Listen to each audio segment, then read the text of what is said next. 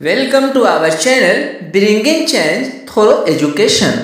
अस्सलामु अलैकुम व रहमतुल्लाहि व बरकातुहू। जैसा कि इससे पहले की वीडियो में बताया गया था कि खुदा की इताअत के लिए खुदा की ज़ात व सिफ़ात और उसके पसंदीदा तरीके और आखिरत की जज़ा व सज़ा के मुतालिक सही इल्म की ज़रूरत है, और ये इल्म ऐसा होना चाहिए कि जिस पर आपको यकीन कामिल यानी ईमान हासिल हो। यानी इताअत कहते हैं फर्माबरदारी को। तो जाहिर सी बात है कि इताअत बगैर किसी भी शख्स की आप इताअत कर रहे हैं, किसी भी चीज़ की इताअत कर रहे हैं। जैसा कि इससे पहले बताया गया था कि एक बाइक चलाने वाला बाइक की जो गाइडलाइन होती है उसको अगर फॉलो ना करे तो गोया कि वो हादसे को दावत देता है। यानी जिस वक्त कंपनी बाइक को अलॉट करती है तो गाइडलाइन की एक बुक देती है गाइड के लिए, और उसमें बताया जाता है कि पेट्रोल की टंकी में पेट्रोल डालें और इंजन में मोबाइल डालें और ब्रेक की जगह ब्रेक का इस्तेमाल करें। सब कुछ बताया जाता है। अब अगर उस गाइडलाइन के अकॉर्डिंग बाइक चलाने वाला उसको फॉलो ना करे, उसके अकॉर्डिंग ना चले, तो जाहिर सी बात है यानी वो उसकी इताअत नहीं कर रहा है, तो खुद हादसे को दावत दे रहा है, मुसीबत मोल ले रहा है। तो फिर खुदा की इताअत बगैर खुदा की ज़ात व सिफ़ात का इल्म हुए, बगैर खुदा की मर्ज़ी को जाने और फिर खुदा की मर्ज़ी के मुताबिक ज़िंदगी गुजारने पर इनाम क्या मिलेगा, बदला क्या मिलेगा और नाफरमानी की सूरत में सज़ा क्या होगी, इसका इल्म जब तक नहीं होगा तो इताअत नामुमकिन है। और ये इल्म अगर है भी तो यकीन की हद तक हो, यानी यकीन कामिल हो, उस पर मुकम्मल यकीन हो कि अल्लाह ताला की जो सिफ़ात हैं कि वो एक है, वो एकता है ना। अल्लाह ताला की सिफ़ात बेशुमार सिफ़ात अल्लाह ताला की हैं। वो राज़िक है, वो खालिक है, वो हाकिम है, वो लतीफ़ है, वो ख़बीर है, वो समी है, वो बसीर है। जब तक हमें इस पर पुख्ता यकीन नहीं होगा तो जाहिर सी बात है इताअत मुमकिन ही नहीं है। कैसे इताअत मुमकिन हो सकती है? बिल्कुल मुमकिन नहीं है। यानी मुकम्मल ईमान हो। अब आइए देखते हैं कि इस इल्म को पाने के लिए, खुदा शनासी के लिए, खुदा की पहचान के लिए, खुद अल्लाह ताला ने अपनी शनाख्त के लिए, अपनी पहचान के लिए अपने बंदे को सख्त आजमाइश में नहीं डाला है, मुसीबत में नहीं डाला, इम्तिहान में नहीं डाला। और वो इम्तिहान ये नहीं कि इंसान खुद अपनी कोशिश से इल्म हासिल करे, खुद वो मुझे पहचाने, मेरी सिफ़ात पर खुद यकीन उसे हो, आखिरत के मुताल्लिक जो कुछ भी है उसे वो इल्म, उस इल्म को जानने के लिए वो खुद कोशिश करे, उसको पाने के लिए वो खुद जतन करे। अल्लाह ताला ने उसे इम्तिहान में नहीं डाला, बल्कि अल्लाह ताला ने खुद इंसानों ही में से बाज़ नेक बंदों यानी पैगंबरों को वही के ज़रिए से ये इल्म अता किया। अल्लाह ताला ने अपने ही बंदों में से जो नेक थे, जो बरगज़ीदा थे, उनको अल्लाह ताला ने मुंतखब किया अपने मैसेज को आवाम तक पहुँचाने के लिए, तमाम इंसानियत तक पहुँचाने के लिए। अल्लाह ताला ने, और पैगंबर को ये सारी बातें कहाँ से मिलती थी?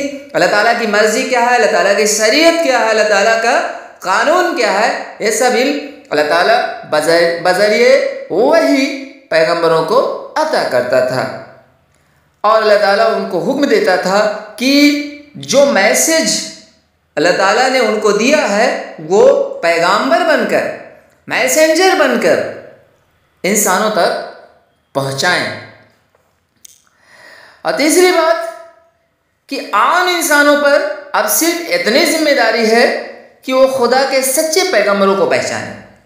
जो आम इंसान है उनके सिर्फ इतनी जिम्मेदारी बनती है कि वो खुदा के नेक बंदों को पहचाने, वो खुदा के सच्चे पैगंबरों को पहचाने कि सामने वाला जो बात कह रहा है उसमें सदाकत है, उसमें हक़गोई है, उसमें बेबाकी है। सारी चीज़ें अगर नज़र आ रही हैं तो उसको पैगंबर तस्लीम भी कर ले और उसको पहचाने, उनकी बातों को माने। यानी जब पता चल जाए कि हकीकत में फ़लाँ शख्स खुदा का सच्चा पैगंबर है, तो अब इंसान का फ़र्ज़ है कि वो पैगंबर जो कुछ भी तालीम दे उस पर ईमान लाए और जो कुछ हुक्म दे उसको तस्लीम करें, मान लें, और जिस तरीक़ा पर वो चले उसकी पैरवी करें। तस्लीम करें यानी मान लेना सिर्फ ज़बान से इकरार कर लेना नहीं, बल्कि अमलन भी। तस्लीम अपने माना के एतबार से बड़ी वसाअत रखता है, यानी उसको कौलन भी अमलन भी, यानी दिल से भी माने, इकरार भी करे और उस पर अमल भी करे, उसकी पैरवी भी करे, उसके बताए हुए रास्ते पर चले। अब जाहिर सी बात है कि एक कन्फ्यूज़न तो हो रही है कि एक सवाल जो पैदा हो रहा है वो ये हो रहा है कि पैगंबरी की हकीकत क्या है और पैगंबरों को पहचानने की सूरत क्या है, क्या नवैयत है, क्या शक्ल है, किस तरीके से, कोई निशानियाँ होंगी, कोई अलामत होगी, तो कैसे पैगंबर को पहचाना जाए। तो पैगंबरी की हकीकत पर आइए मुदल्लल रोशनी डालते हैं। हम देखते हैं कि दुनिया में इंसान को जिन जिन चीज़ों की ज़रूरत थी उन सब का इंतज़ाम अल्लाह ने पहले ही से कर दिया है। बच्चा जब पैदा होता है तो कितना सामान देकर उसको दुनिया में भेजा जाता है, उसकी सब ज़रूरतों का लिहाज करके जिस्म के सभी आज़ा और ऐसी बेशुमार चीज़ें उसके छोटे से जिस्म में लपेट कर रख दी गई हैं। और फिर जैसे जैसे उसकी नशनुमा होती है, उसकी ज़रूरतों को पूरा करने के लिए हर किस्म का सामान उसको मिलता जाता है। गोया ज़मीन और आसमान की तमाम क़ुव्वतें उसकी खिदमत पर मामूर हैं। उसके बाद हम देखते हैं कि दुनिया में काम करने के लिए जितनी काबिलियतों की ज़रूरत है वो सब इंसान को दी गई हैं। जिस्मानी क़ुव्वत, अक़्ल, समझबूझ, गोयाई और ऐसी बहुत सी काबिलियतें थोड़ी बहुत हर इंसान में मौजूद हैं, लेकिन गौर करने पर हमें मालूम होता है कि सबकी सलाहियतें एक जैसी नहीं हैं। किसी का दिमाग आर्ट, साइंस, रियाजी वगैरह में बहुत चलता है, तो किसी का सियासत में, हुक्मरानी में, यानी कोई सियासत और हुक्मरानी में ख़ास काबिलियत रखता है। और ये सब खुदा की देन है, अल्लाह ताला की ये देन है, वो अपनी कुदरत से जिसे चाहता है अता करता है। इन सब के अलावा इंसानी ज़िंदगी को कामयाब बनाने के लिए सबसे बढ़कर इस बात की भी ज़रूरत है कि कोई ऐसा इंसान हो जो इंसान को खुदा की मर्ज़ी के मुताबिक ज़िंदगी गुजारने का सही रास्ता बताए। जाहिर सी बात है, इसकी ज़रूरत पड़ती है कि कोई ऐसा इंसान हो जो उसे सीधा रास्ता दिखाए, सच्चा रास्ता दिखाए, सही वे में जिसको ले जाए। इंसान की सबसे बड़ी ज़रूरत है यही कि उसका कोई रहनुमा हो, उसका कोई रहबर हो, उसको कोई रोशनी दिखाने वाला हो। चुनांचा खुदा ने जिस तरह इल्म व फ़न की ख़ास काबिलियत रखने वाले इंसान पैदा किए, ठीक उसी तरह ऐसे इंसान भी पैदा किए जिनमें ये काबिलियत होती है कि वो खुदा के पहचानने की आला काबिलियत रखते हैं, आला सलाहियत रखते हैं। जिस तरीके से किसी के अंदर पैदाइशी आर्ट का फन होता है, किसी के अंदर पैदाइशी किसी का मिजाज जो होता है पैदाइशी शायराना होता है, किसी के मिजाज में जो होता है वो कुव्वत गोयाई यानी गुफ्तगू की सलाहियत बहुत अच्छी होती है। कोई खिताब अच्छा कर लेता है, कोई एक अच्छा राइटर है, पैदाइशी तौर पर होता है, फितरतन होता है, अल्लाह ताला की तरफ से होता है। कभी कभी है ना कुछ तो अल्लाह ताला की तरफ से कुछ ख़ास काबिलियत हर इंसान में मौजूद होती है, ख़ास सलाहियत होती है। ठीक ऐसे ही एक सलाहियत ये भी अल्लाह ताला ख़ास इंसानों में डालता है कि उनके अंदर खुदा शनासी की सलाहियत होती है, खुदा को पहचानने की आला काबिलियत होती है। जिनको अखलाक व शरीयत का इल्म अता करके खुदा ने लोगों की तालीम पर मामूर कर रखा है। यही वो लोग हैं जिनको हमारी ज़बान में ही नबी या रसूल या फिर पैगंबर कहा जाता है। यही वो लोग हैं। अब पैगंबर को पहचानने की क्या क्या सूरतें हो सकती हैं, क्या क्या नौइयतें हो सकती हैं, कैसे कैसे पैगंबर को पहचाना जा सकता है। तो आइए देखते हैं कि जिस तरह दूसरे उलूम व फ़नून के बाकमाल लोग एक ख़ास किस्म का जहन और एक ख़ास किस्म की तबीयत लेकर पैदा होते हैं। कुछ की तबीयत में तुरशी होती है, किसी की तबीयत में मिठास है, नरमी है, नरमगोई है ना। एक ख़ास किस्म की तबीयत होती है। किसी की तबीयत में शायराना सिफत होती है। तो ये एक ख़ास किस्म की काबिलियत होती है, सलाहियत होती है। ठीक ऐसे ही पैगंबर भी एक ख़ास किस्म की तबीयत लेकर आते हैं। उनके जहन में वो बातें आती हैं जो दूसरे लोगों के वहमो गुमान में भी नहीं होती।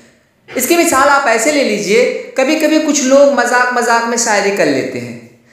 ऐसा लगता है आप कुछ मुकर्रिरीन को आपने देखा होगा, बड़ी बेबाकी से वो तकरीरें करते रहते हैं और ऐसा लगता है कि अल्फाज हाथ जोड़े उनके सामने खड़े रहते हैं। ऐसा महसूस होता है, इतनी बेबाकी से वो सब तकरीरें करते हैं, जुमले अदा करते हैं। कुछ शायर ऐसे होते हैं कि वाकई बाकमाल होते हैं। ऐसी ऐसी शायरी उनके ज़बान पर आती रहती है कि हम सुनते ही हैरान रह जाते हैं। ऐसा नहीं पहले से वो प्लान करके लिखते हैं, नहीं, बातों बातों में शायरी कर जाते हैं। और वही बात है जब हम सुनते हैं हम कहते हैं अरे ये तो बहुत आसान बात थी, मेरे जहन में क्यों नहीं है। तो आपके जहन में ये बात इसलिए नहीं आई क्योंकि वो सलाहियत आपके अंदर नहीं है, वो सलाहियत सिर्फ उसी के अंदर है। तो ऐसे ही खुदा को पहचानने वाली सलाहियत पैगंबर के अंदर होती है, एक ख़ास किस्म की सलाहियत है और ये दूसरे लोगों के वहमो गुमान में भी नहीं होती। वो जो कुछ भी कहता है अक्ल उसे कबूल करती है और दिल उसकी सदाकत की गवाही देता है कि ऐसा ज़रूर होना चाहिए। पैगंबर जो भी बात कहते हैं अक्ल उसे तस्लीम करती है, कबूल करती है और दिल गवाही देता है, दिल जज करता है कि वो बात जो कह रहा है सही कह रहा है और उसकी बात वाकई काबिल गौर है, उस पर अमल करना चाहिए। फिर उसकी तबीयत में भी ऐसी पाकीज़गी होती है कि वो हर मामले में सच्चा, सीधा और शरीफाना तरीका इख्तियार करता है। उसकी ज़िंदगी में कोई ऐसी मिसाल नहीं मिलती कि वो जो कुछ कहता है उसके खिलाफ अमल करता है। यानी पैगंबर के पहचानने का तरीका यही है कि पैगंबर की ज़िंदगी में एक पैगंबर की ज़िंदगी में कोई ऐसी बात आपको नहीं मिलेगी या कोई ऐसा अमल नहीं मिलेगा जो उसके खिलाफ कौल हो, यानी जो कह रहा है और वो अमल ना उस पर कर रहा हो। सदाकत होती है, रास्तबाजी होती है, उसका मिजाज जो होता है वो भी शरीफाना होता है। वो जो रविश इख्तियार करता है उसकी रविश से भी शराफत झलकती है।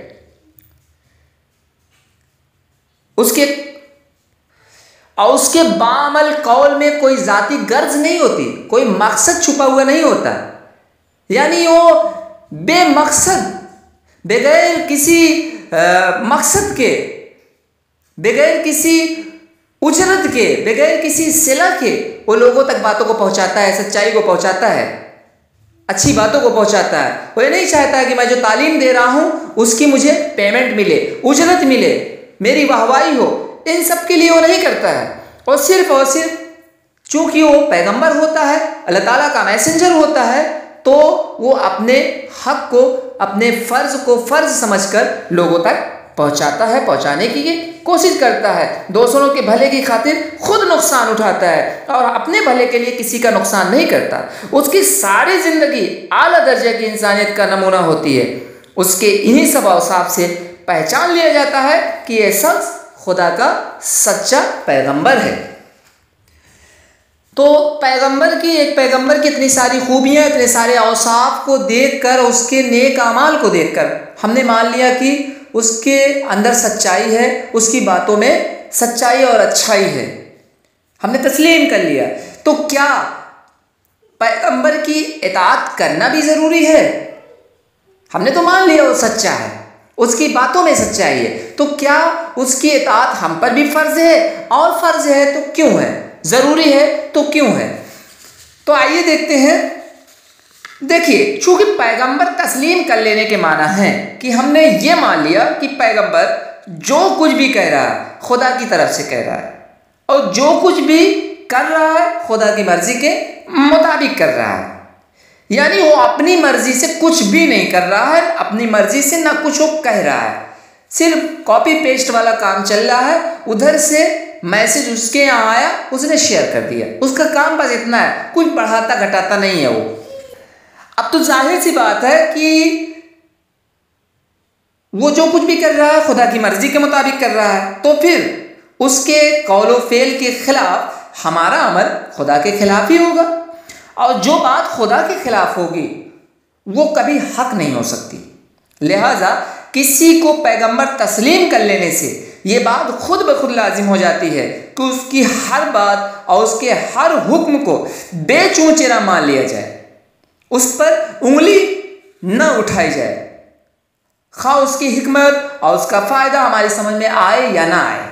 हो सकता है कि कुछ बातों में उसकी क्या हिकमत हो सकती है हमें ना समझ में आए, जैसा कि सुलह हुदैबिया के मौके पर, सुलहनामा पर जब प्यारे नबी सल्लल्लाहु अलैहि वसल्लम ने इकरार कर लिया, हामी भर ली, तो तशवीश हुई सहाबा किराम में कि आप ये क्या कर रहे हैं, तो सब अपोजिट है, हमारे खिलाफ है, अहदनामा जो बना है सब हमारे खिलाफ है।